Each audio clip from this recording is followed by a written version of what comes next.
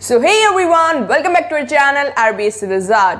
आज यार एक बहुत इंपॉर्टेंट वीडियो होने वाली है। संवाद सेतु जो आपकी बुक है 12th क्लास की 12 मार्क्स की जो बुक है संवाद सेतु, उसके जो इंपॉर्टेंट क्वेश्चंस है 100% इंपॉर्टेंट क्वेश्चंस की वीडियो आ चुकी है। इन क्वेश्चंस के अलावा आपके बोर्ड एग्जाम में एक भी क्वेश्चन नहीं आएगा और जो ये आपके 12 मार्क्स दिख रहे हैं ये डायरेक्ट आपकी मार्कशीट में आएंगे।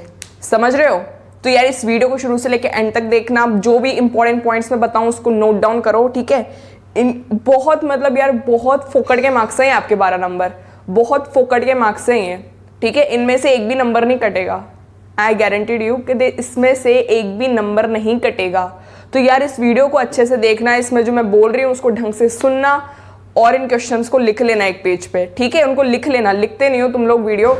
अब वीडियो शुरू हो गई ना, जल्दी से नोटबुक लेके आओ और हाथों हाथ लिखते जाओ, छोड़ना मत वीडियो बीच में भी, और इसको हाथों हाथ लिखते जाओ।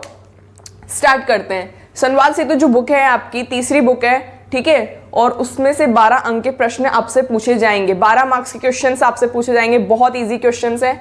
अब सुनो, ये 1 2 3 4 5 अध्याय है, मतलब 5 पार्ट है, 5 चैप्टर है। तो 5 चैप्टर में से एक एक क्वेश्चन आएगा। तो मतलब मान लो कि संवाद सेतु बुक से आपके पूरे 5 क्वेश्चन आएंगे।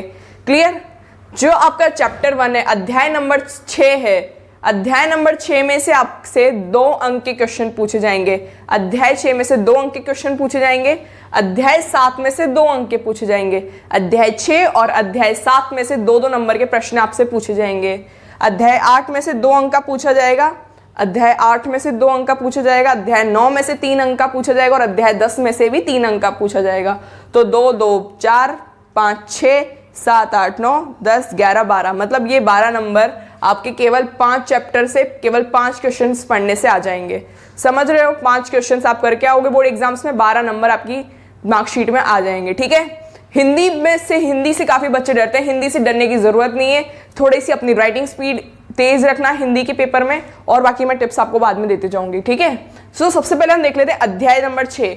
ये सारे इंपॉर्टेंट क्वेश्चंस है, ठीक है, जिन पे भी स्टार लगा हुआ है, ये सारे पे स्टार लगा हुआ है, ये सारे इंपॉर्टेंट क्वेश्चंस हैं। चैप्टर 6 में से 3 इंपॉर्टेंट क्वेश्चंस हैं। चैप्टर 7 में से 5 इंपॉर्टेंट क्वेश्चंस हैं। चैप्टर 8 में से 2 इंपॉर्टेंट क्वेश्चंस हैं। चैप्टर 9 में से 4 इंपॉर्टेंट क्वेश्चंस और चैप्टर 3 में से 3 इंपॉर्टेंट क्वेश्चंस हैं। अब मेरी बात सुनो, इन क्वेश्चंस के आंसर्स बिल्कुल आप अपने दिमाग का जो यूज है ना, अपनी जो इंटेलिजेंसी है वो दिखाकर इनके आंसर्स लिख सकते हो अपने मन से बना के। समझ रहे हो? एक बार तुम्हें केवल आंसर्स रीड करने पड़ेंगे, तुम्हें आंसर्स अपने आप याद हो जाएंगे। चलो स्टार्ट करते हैं। सबसे पहले ले लेते हैं अध्याय नंबर 6 जो कि है 2 अंक का। अब अध्याय नंबर 6 में से पहला प्रश्न है, इंट्रो लिखते समय किन बातों का ध्यान रखना चाहिए। इंट्रो क्या होता है? जनरली न्यूज़पेपर जो होता है आपका, उसमें जो बोल्ड हेडलाइंस रहती है ना, हेडलाइंस लिखी हुई रहती हैं बोल्ड बोल्ड, जैसे राजस्थान में बढ़ते कोरोना के केसेस, ये हो गई हेडलाइन। अब आपको वो हेडलाइन जो होती है ना, वो पढ़ते ही आपको पता चल जाए कि भाई न्यूज़ के अंदर क्या है। आपने मान लो वो हेडलाइन पढ़ी तो आपको पता चल जाए कि भाई इस न्यूज़ के अंदर ये कंटेंट दिया गया है, ठीक है। तो इंट्रो का बहुत महत्व होता है आपको किसी भी न्यूज़ में, ठीक है। मान लो एक आपने न्यूज़पेपर लिया, उसमें इंट्रो लिखा हुआ है बड़ा बड़ा, राजस्थान में बढ़ते कोरोना के केसेस। अब उसके अंदर पैराग्राफ दिए गए हैं। रेदर देन आप उन पैराग्राफ को पढ़ो, आपको इंट्रो पढ़ते ही समझ में आ जाएगा कि इसमें कोरोना केसेस की बात करी गई है। तो आपका इंट्रो क्या होना चाहिए? प्रभावशाली होना चाहिए, उसकी भाषा सरल और सहज होनी चाहिए। क्लियर? प्रभावशाली होना चाहिए, उसकी भाषा सरल होनी चाहिए। कोई अगर नॉर्मल पर्सन भी इसको पढ़ रहा हो, जिसको इतना ज्ञान ना हो शब्दों का, उसको भी वो समझ में आ जाए इजीली, इस सरल भाषा में वो होना चाहिए। क्लियर? तो इंट्रो का बहुत इंपॉर्टेंस होती है किसी भी न्यूज़ को दिखाने में। किसी भी चीज़ का इंट्रो जब लिखते हो काफ़ी प्रभावशाली का भी उठाव देना चाहिए, एकदम माइंड में स्ट्राइक करते ही उसको लगे कि यार इस न्यूज़ को तो मुझे पढ़नी चाहिए, एक्चुअली इस न्यूज़ में हो क्या रहा है। समझ रहे हो?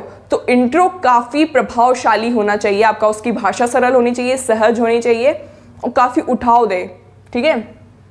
नेक्स्ट ले लेंगे, फिल्म पटकथा से आप क्या समझते हैं। फिल्म पटकथा क्या होती है एक्चुअली? फिल्म से क्या समझ रहे हो आप? मूवी। पट से क्या समझ रहे हो आप? पट से समझ रहे हो किसी पर्दे पर, ठीक है, किसी पर्दे पर दिखाना किसी कथा को, किसी स्टोरी को, ठीक है। तो पटकथा से आप क्या समझते हैं? किसी पर्दे पे किसी स्टोरी को बताना, किसी कहानी को बताना, वो क्या हो जाएगी? फिल्म पटकथा, ठीक है। तो फिल्म पटकथा के लिए क्या होता है?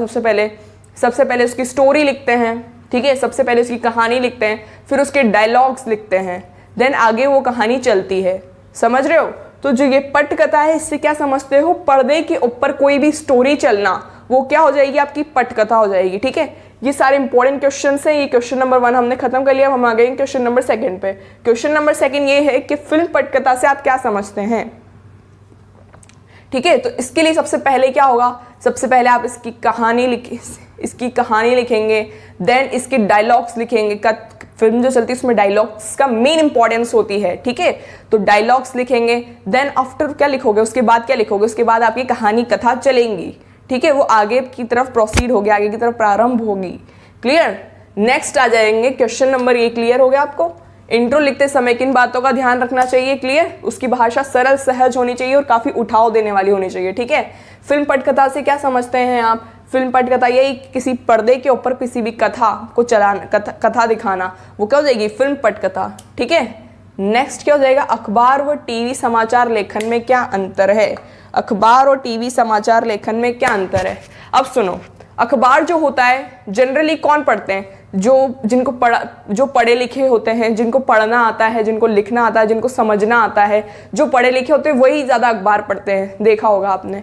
बट जो न्यूज़ है, जो टीवी में जो आपके न्यूज़ खबर आती है टीवी के अंदर, उसको कौन पढ़ सकता है? कौन समझ सकता है? उसको एक अनपढ़ व्यक्ति भी समझ सकता है, उसको एक पढ़ा लिखा व्यक्ति भी पढ़ सकता है। ठीक है, जो न्यूज़पेपर होता है, जो आपका अखबार आता है, उसको केवल वही लोग पढ़ते हैं जो पढ़े लिखे होते हैं, जिनको शब्दों का ज्ञान होता है, जिनको पता होता है कि पढ़ते कैसे हैं, लिखते कैसे हैं, वही लोग पढ़ सकते हैं। बट और क्या कहते हैं, न्यूज़पेपर को वो लोग नहीं पढ़ते हैं जिनको पढ़ना लिखना नहीं आता है। ठीक है, पढ़ने लिखने वाले लोग न्यूज़पेपर नहीं पढ़ते हैं, वो ज़्यादा टीवी से डायरेक्ट न्यूज़ गेन करने की कोशिश करते हैं, टीवी के द्वारा डायरेक्ट न्यूज़ सुनते हैं। ठीक है, तो उसकी क्या इंपॉर्टेंस होगी? क्यों ज़्यादा टीवी इंपॉर्टेंट होता है? टीवी समाचार क्यों? क्योंकि वो डायरेक्ट इम्पैक्ट डालता है, उसमें आपको पिक्चराइजेशन दिखती है, एनिमेशन दिखती है, आपको पिक्चर्स के द्वारा न्यूज़ पहुंचाई जाती है। ठीक है, आपसे कहा जाता है कि कोरोना के बढ़ते हुए केसेस, तो उसमें कुछ लोगों की फोटोज दिखाई जाती हैं, कुछ के मास्क लग रहे हैं, कुछ की सांसें रुक रही हैं, ऑक्सीजन की कमी की वजह से कई लोगों की मौतें, तो उसमें ऑक्सीजन सांस लेते हुए किसी की सांस फूल रही है, इस तरह के कुछ एक्ट्स दिखाते हैं आपको न्यूज़ के अंदर। ठीक है, तो वो आपके माइंड में स्ट्राइक करते हैं एकदम, समझ रहे हो? जिसकी वजह से आपके मन में थोड़ा सा डर पैदा होता है, आप सोचते हो कि सच में ये रियलिटी है। इस तरह से न्यूज़ जो होती है, टेलीविज़न न्यूज़ ज़्यादा इफेक्टिव होती है, ज़्यादा क्या होती है? प्रभावशाली होती है। ठीक है, अखबार व टीवी समाचार लेखन में क्या अंतर है? अब जो समाचार लेखन है उसको तो एक पढ़ा लिखा इंसान ही समझ सकता है, पर टीवी जो होता है उसको पढ़ा लिखा भी समझ सकता है, और जो एक पढ़ा लिखा नहीं होता है वो भी टीवी के द्वारा, टीवी के माध्यम से समाचार को समझ सकता है। तो यही क्वेश्चन है, अखबार व टीवी समाचार लेखन में क्या अंतर है, तो उसको आप अच्छे से एक्सप्रेस कर सकते हैं अपने व्यूज में। ठीक है, ओके, नेक्स्ट बढ़ते हैं क्वेश्चन अध्याय नंबर 7 पे।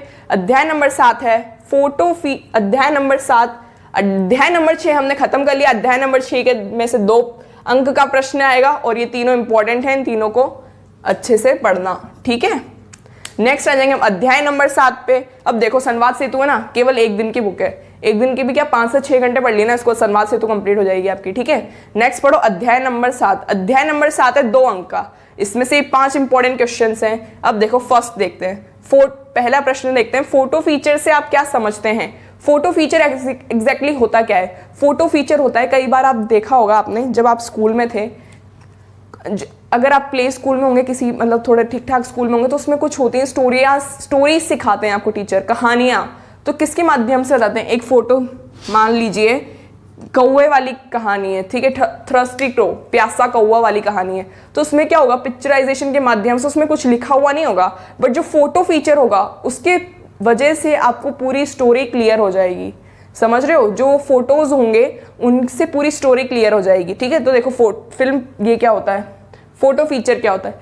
पहला फोटो मान लो ये थ्रस्टी क्रो वाली, ये प्यासे कौवे वाली हम कहानी ले लेंगे, उसमें क्या होगा? एक क्रो दिखाएंगे पहले, सबसे पहले एक कौवा दिखाएंगे, उसको क्या दिखाएंगे? प्यासा दिखाएंगे। ठीक है, उसको प्यासा दिखाया। नेक्स्ट एक और फोटो लाएंगे, उसको एक मटका दिखाएंगे, जिसके घड़ा दिखाएंगे जिसके अंदर पानी बहुत कम है, नीचे नीचे जा चुका है। नेक्स्ट क्या करेंगे, उसके दिमाग में एक ऐसा आइडिया टाइप लाएंगे नेक्स्ट फोटो में। फिर क्या करेगा, उसको पत्थर लाता हुआ दिखाएंगे, फिर उसको मटकी के किनारे पे बैठा हुआ दिखाएंगे, फिर उसको मटके के अंदर पत्थर डालता हुआ दिखाएंगे अलग अलग फोटोज में, ठीक है।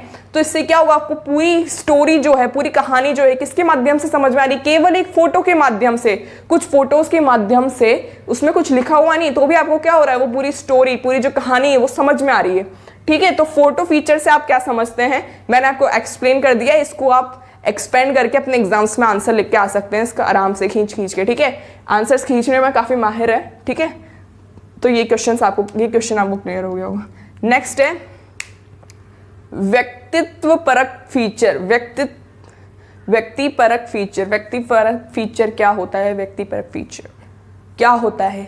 मान लीजिए एपीजे अब्दुल कलाम है, उनका जो वो लिखते हैं ना अपन बायोग्राफी लाइक ऐसा कुछ, ठीक है। उसमें क्या होगा, उनके जो फीचर्स हैं, जैसे उन्हें कौन कौन से अवार्ड्स उनको मिले, उनके क्या फैक्ट्स हैं उनसे रिलेटेड, उन्हें कहाँ पे उनका जन्म हुआ, कहाँ पे उनकी मृत्यु हुई, उनसे रिलेटेड सारी बातें किस में आएंगी, ये व्यक्तिपरक फीचर में, ठीक है। उनकी जो पॉजिटिव है, उनकी जो पॉजिटिव पॉइंट्स हैं, जो उनके पॉजिटिव पॉइंट्स, उनके नेगेटिव पॉइंट्स को नहीं गिनेंगे, केवल उनके पॉजिटिव पॉइंट्स हैं, उनको लेते हुए उनके लिए सारी कहानी, उनकी जो सारी स्टोरी है उसको लिखना, उसको बताना, ठीक है। किसके अंदर आएगा वो, व्यक्तिपरक फीचर के अंदर। कोई भी हुआ, एपीजे अब्दुल कलाम हुए, गांधी जी हुए, कोई भी हुआ, आइंस्टाइन हुए, कोई भी हुआ, उनके लिए जो फीचर्स हैं उन सबको लिख के बताना एकदम पॉजिटिव वे में, एकदम अच्छे वे में उभार के, उनके लिए जो अच्छी बातें हैं केवल उन्हीं को लिखना, उन्हीं को लोगों तक पहुंचाना। समझ रहे हो, ये किस्म के अंदर आएंगे, ये आएंगे व्यक्तिपरक फीचर से। आप क्या समझते हैं इसके अंदर, ठीक है। ये मैंने इसको डायरेक्ट ऐसे ही कर दिया, तो आप ध्यान रखना, ओके। नेक्स्ट लेंगे हम फीचर लेखन की के लिए महत्वपूर्ण बातें क्या हैं। अब देखो, फीचर लेखन के लिए महत्वपूर्ण बातें क्या होती है। फीचर लेखन के लिए महत्वपूर्ण बातें ये होती हैं कि आप उसमें क्या करो, जिस इंसान के बारे में, जिस महापुरुष के बारे में आप लिख रहे हो, उसकी हमेशा पॉजिटिव पॉइंट्स लिखने हैं, ठीक है। क्या लिखने हैं, उसके हमेशा पॉजिटिव पॉइंट्स लिखने हैं। नेगेटिव पॉइंट्स को नेग्लेक्ट करके ओनली हमें लोगों तक पॉजिटिविटी पहुंचानी है। तो हम क्या लिखेंगे, केवल पॉजिटिव पॉइंट्स लिखने हैं। समझ रहे हो, पॉजिटिव पॉइंट्स लिखने हैं। और क्या करना है, हम उसमें कुछ ऐसे वर्ड्स ना यूज करें जिससे सामने वाले पर्सन पे गलत इम्पैक्ट जाए, गलत प्रभाव जाए। समझ रहे हो, उस सामने वाले जो इंसान उसको पढ़ रहा है उसको गलत प्रभाव ना पहुंचे, उस तक हम इस चीज़ का ख्याल रखेंगे।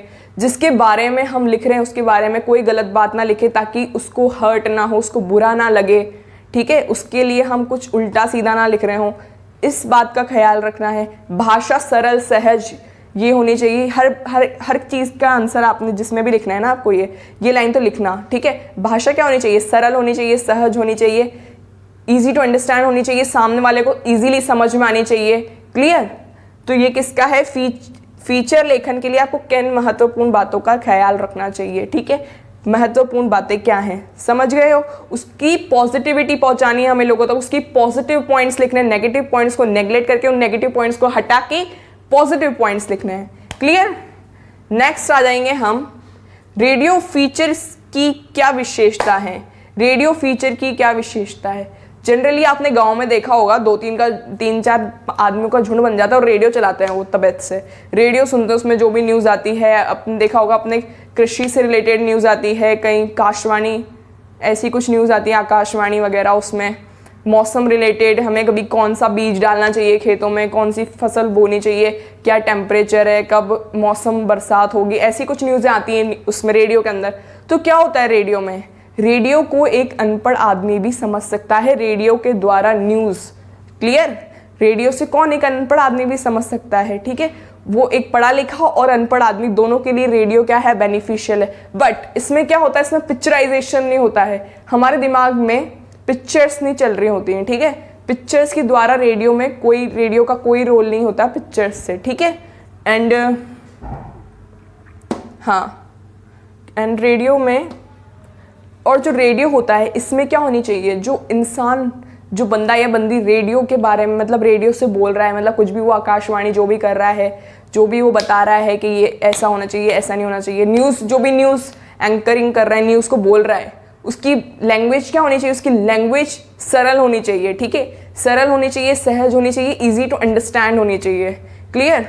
उसको जिस न्यूज़ के बारे में वो बता रहा है, मान लो वो भी इसके एग्रीकल्चर, ये जो आपकी खेती बाड़ी से रिलेटेड इस न्यूज़ के बारे में आपको बता रहा है, तो उसको एग्रीकल्चर की जानकारी होनी चाहिए, उसको नॉलेज होनी चाहिए। ठीक है, उसको खेती बाड़ी की नॉलेज होनी चाहिए।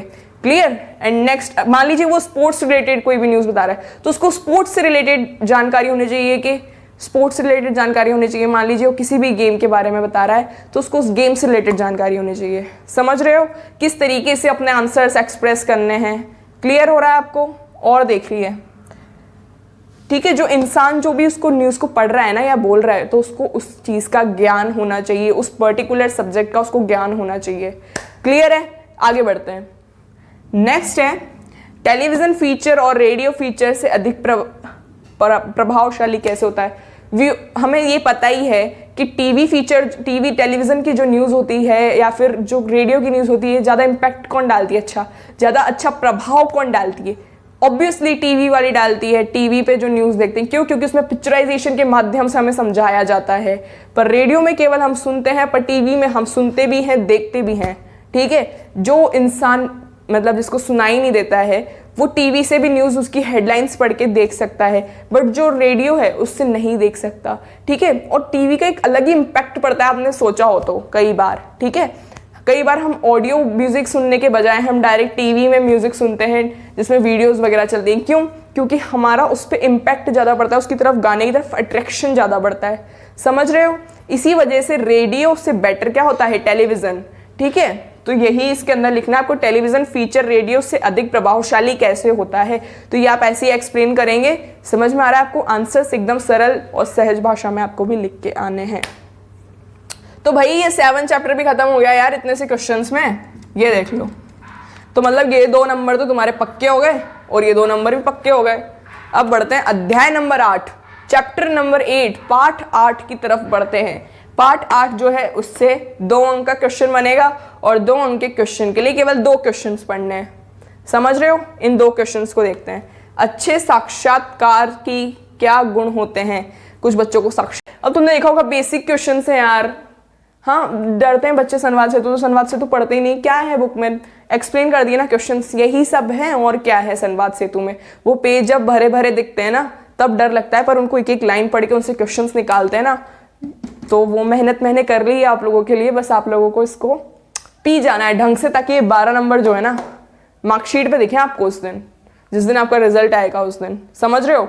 तो देखो आगे ना आपको गुण, साक्षात्कार के गुण क्या होने चाहिए, उसको उस टॉपिक से, जिस टॉपिक से वो इंटरव्यू ले रहा है, मान लीजिए विराट कोहली का कोई इंटरव्यू ले रहा है, ठीक है, तो उसको विराट कोहली के बारे में थोड़ा सा, उसको विराट कोहली के बारे में नॉलेज भी होनी चाहिए कि विराट कोहली से कुछ तो हम लेते ही हैं बाहर से इनपुट्स, और उसको क्रिकेट का, मान लीजिए क्रिकेट से रिलेटेड उसका इंटरव्यू ले रहा है, तो उसको जो इंटरव्यू ले रहा है उसको क्रिकेट के बारे में भी नॉलेज होनी चाहिए, ताकि वो उससे क्वेश्चंस पूछे।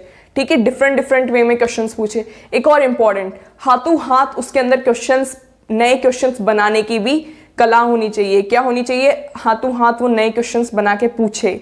ठीक है, नए क्वेश्चंस को डेवलप करना। मान लीजिए मैंने आपसे एक क्वेश्चन पूछा, उसके बाद मेरे क्वेश्चंस खत्म हो गए, तो मेरे अंदर ये कला होनी चाहिए कि मैं आपसे हाथों हाथ दूसरा क्वेश्चन भी पूछूं। मतलब क्वेश्चंस, प्रश्न बनाने की कला भी होनी चाहिए साक्षात्कार के अंदर। ठीक है, साक्षात्कार के प्रमुख आधार संवाद है, कथन की पुष्टि कीजिए। ये तो बहुत इजी क्वेश्चन है, तो खुद ही कर लोगे आप।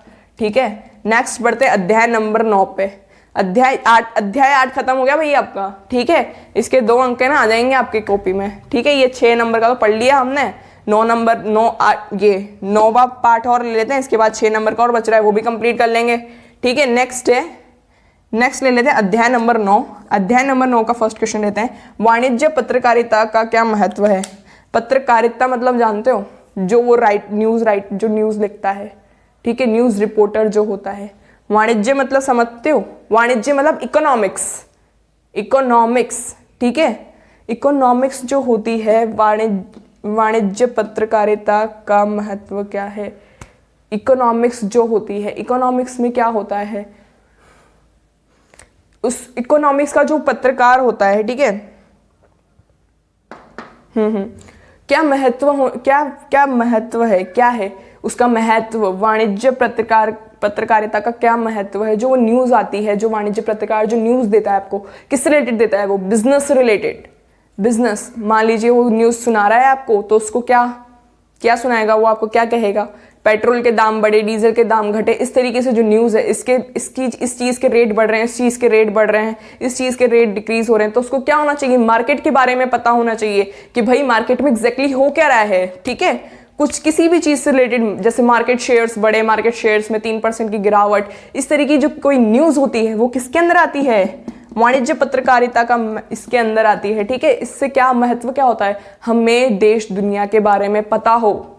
ठीक है, कई बार ये भी न्यूज़ आती है कि डॉलर बढ़ के डॉलर 2.6 रुपीज़ बढ़ा, ऐसी कोई भी न्यूज़ होती है तो वो किसके अंदर आएगी, वाणिज्य पत्रकारिता के अंदर आएगी। ठीक है, एंड नेक्स्ट है वाणिज्य पत्रकारिता, समझ गए ना, कितना सेंसेक्स बढ़ा, कितना सेंसेक्स डिक्रीज हुआ, ये सब इसके अंदर आने वाला है वाणिज्य पत्रकारिता के अंदर। ठीक है, इकोनॉमिक्स से रिलेटेड जो भी है वो सब इसके अंदर आएगा। ठीक है, नेक्स्ट है विज्ञान पत्रकारिता से आप क्या समझते हैं। विज्ञान पत्रकारिता मतलब जो नई टेक्नोलॉजी आ रही है इसके बारे में आपको जो पत्रकार है वो लिखे, उसके नई टेक्नोलॉजी के बारे में, नए फोन्स जो लॉन्च हो रहे हैं, नए गैजेट्स जो लॉन्च हो रहे हैं, समझ रहे हो, नई टेक्नोलॉजी आ रही है, कोई नया ऐप बना है। ठीक है, किसी ऐप के फीचर्स, मान लीजिए अपन किसी भी चीज़ की बात ले लेते हैं, व्हाट्सएप आता है ना कि व्हाट्सएप ने नया अपडेट जारी किया है, उसके अंदर ये फीचर्स हैं, तो उसको क्या हो, विज्ञान की जानकारी हो, जैसे कोई नया सैटेलाइट लॉन्च हुआ है तो उसके बारे में सारी न्यूज़ आपको देना।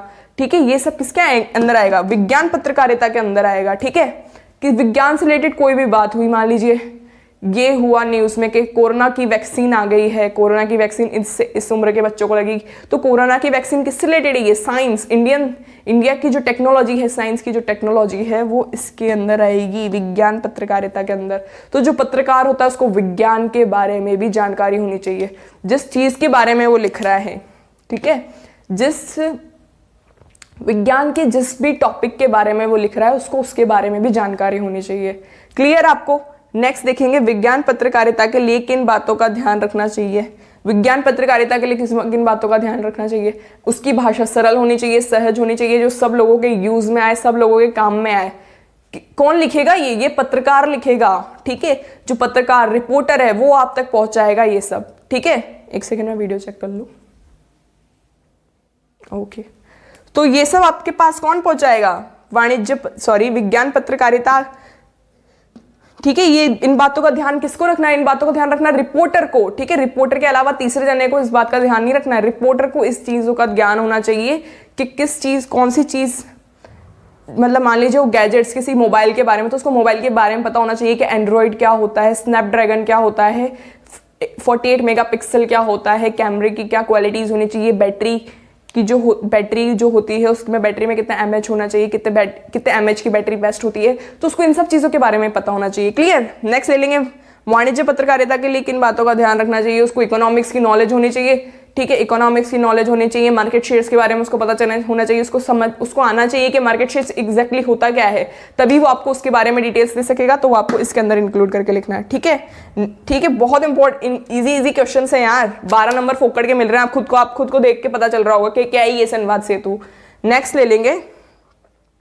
ठीक है, तो ये 3 नंबर आपके आ गए, ये 2 नंबर हमने पक्के कर लिए, 2 कर लिए, लास्ट 3 बचे हैं अध्याय नंबर 10 के। ठीक है, अध्याय नंबर 10 का लास्ट क्वेश्चन बचा है, तो इसमें है रिपोर्टाज किसे कहते हैं। सुनो, रिपोर्टाज एक फ्रेंच लैंग्वेज का शब्द है। किस लैंग्वेज का है, फ्रेंच लैंग्वेज का शब्द है रिपोर्टाज। रिपोर्टाज ये होता है कि जो हमारे आसपास की जो न्यूज़ हो रही है, मान लीजिए किसी चोर ने चोरी करी है, नॉर्मल न्यूज़ है। ठीक है, इसको बढ़ा चढ़ा के एकदम इसमें हीरे मोती जड़ के आप तक पहुंचाना, इसको एकदम हाई लेवल तक की न्यूज़ बना के आप तक पहुंचाना, वो किसके अंदर आएगा, रिपोर्टाज के अंदर। ठीक है, तो रिपोर्टाज के अंदर जो भी आपके आसपास जो भी न्यूज़ चल रही है इसको एकदम बढ़ा चढ़ा के आप तक पहुंचाना, ये आएगा रिपोर्टाज के अंदर। ठीक है, नेक्स्ट आएगा रिपोर्ट व रिपोर्टाज में क्या अंतर है। रिपोर्ट और रिपोर्टाज में क्या अंतर, रिपोर्ट जो नॉर्मल न्यूज़ आपको बोल दिया, चलो ठीक है, बोल दिया आपको कि चोर ने चोरी करी, बट रिपोर्ट आज ये है कि चोर ने चोरी करी, उसने यूं करा, ऐसे करा, मतलब उसको बहुत फैला के आप तक पहुंचाना, ये रिपोर्ट आज का काम है। रिपोर्ट का काम क्या है, उसको बिल्कुल इजी लैंग्वेज में, बिल्कुल छोटा सा, मतलब हल्का सा बता देना कि भाई चोर ने चोरी करी, 20 लाख की चोरी करी, सॉरी 20 लाख की नहीं, 10-15 हज़ार की चोरी करी, पर उसको बड़ा चढ़ा के बताना, ये हो जाएगा रिपोर्ट आज का पार्ट। ठीक है, नेक्स्ट आएगा डायरी लेखन की विशेषताएं। डायरी लेखन की क्या विशेषताएं हैं जो आज हमारे साथ आज हो रहा है, ठीक है, आज जो हमने करा वो सब डायरी लेखन के अंदर आएगा। उसमें क्या लिखनी है, उसकी डेट आनी चाहिए, वहाँ पे उसका टाइम आना चाहिए, जिस प्लेस पे आप लिख रहे हो वो प्लेस होना चाहिए डायरी राइटिंग में, ठीक है। और डायरी राइटिंग में क्या हो गया, जो आपके पास्ट में जो आपके साथ हुआ है ना, पास्ट के जो एक्सपीरियंस होंगे वो भी डायरी के अंदर आने चाहिए, डायरी लेखन के अंदर, ठीक है। तो डायरी लेखन के बारे में आप सब लिख ही दोगे, ठीक है। तो डायरी लेखन की विशेषताएं आप सब लिख दोगे, कोई प्रॉब्लम नहीं है, ओके। तो ये 3 नंबर भी आपके आ जाएंगे ये 3 क्वेश्चंस पढ़ के, ठीक है। तो यार ये जो संवाद सेतु बुक है ना, इसके फोकट के मार्क्स मिल रहे हैं, तो इसको अच्छे से प्रिपेयर करना। 1 महीना बचा हुआ है, कभी भी 5 से 6 घंटे निकाल के इस बुक को हटाओ, 12 नंबर अपने फिक्स कर लो, ठीक है। क्लियर है ना। तो इन क्वेश्चंस के अलावा मत करना, इनके आंसर्स एक बार देख लेना बुक में। बाकी क्या ये यार जनरल नॉलेज के आंसर्स हैं सारे के सारे, तो तुम इजीली लिख ही लोगे, ओके। और अगर किसी और टॉपिक पे वीडियो चाहिए हो तो प्लीज बता देना कमेंट बॉक्स में कमेंट करके, okay. So bye and have a nice day, all the best.